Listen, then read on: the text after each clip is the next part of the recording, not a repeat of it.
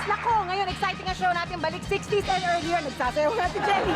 Balik Sampaguita Pictures po tayo at naladala ko sapatos ko dahil sasamahan niyo kaming mamasyal sa Sampaguita Studio. Let's go! Ayan! Nasaan tayo? Sa garden tayo na Sampaguita. Correct. Dito po sa garden na to, ginaganap ang lahat ng party ng Vera Perez family.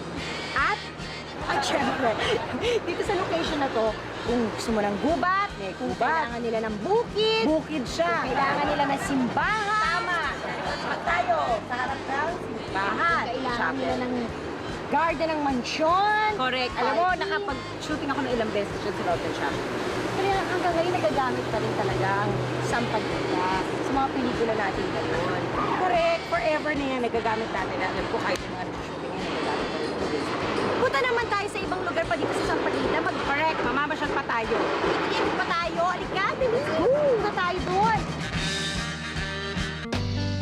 Yes, nandito po tayo ngayon sa dubbing studio. Dito po kami nagdadub ng aming sound, dialogue, music sa mga pelikula, yung mga theme song dito nilalapat. Saka yung mga background music na nagpapaiyak, SFX sound. Yan. At saka, trivia lang, Jenny. Alam ba na, dapat yung pong malaman na ang Pilipinas po ang isa sa may pinakamalaking film industry dito sa buong Asia.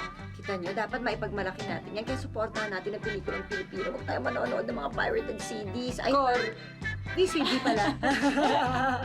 Ay, nako. Kaya, Kuya Ares, at makakasama po natin today ang mga Sampaguita stars ng noon. At lahat po yan, dito lang sa Sis! Welcome back to Sis! Umpisa na po natin ang ating chikahan. Kasama po natin ang mga nagniningning na bituin ng Sampaguita Pictures. Belia Flores, Lito Legaspi, Vicky Belmonte, Herman Moreno, si Luis Gonzalez. Hello! Hello! Good morning! Magandang umaga. Kumusta naman po kayong lahat? Mabuting mabuti. Mabuti. Kumusta ho kayo ngayon? Sa after... Matagal na hindi gumagawa ng movies sa Sampaguita, no? Well, kung Sampaguita ang pag-uusapan natin, talagang hindi na gumagawa sa ngayon, ano? Pero yung kamustahan na Yeah, how's your life after kung kayo ba'y Sampaguita? gumagawa pa naman, hindi lang pelikula, pati television din. Actually, lahat kayo active pa rin, ano? Eh, ano pong reaction ng mga tao kung minsan, di ba syempre pag naglalakad kayo sa mall, may makakakilala sa inyo, uy. Tapos yung mga, especially yung mga medyo may edad na rin, sasabihin, pinanood ko kayo doon sa ganitong movie eh. Alam nyo, tuwang-tuwa ako, lumaki ako doon sa pelikulang yun. Ano yung reaction niyo? Ano? Ako, ang reaction ko doon nagpapasalamat ako hanggang ngayon, nakikita nila ka sa personal.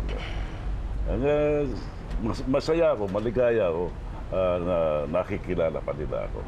Kahit na minsan ang pinapaalala nilang movie sa inyo, yung parang ang feeling, parang ang tagal. Lahat na naginawa ng movies. Hindi na siguro, sa dami. Talaga, hindi Kaya sa na dami, hindi naalala. naman Actually, tandaan. pag meron ka nga nasasalubong at sinabi, oy, napanood kita sa cable yung luma mong pelikula, ang payat mo pa doon, ano? Oo, tama. Pero sasabihin ko, siyempre, ano naman yun yung 60s lang yun eh. Hindi naman katagalan pa yun, ano lang ba tayo ngayon?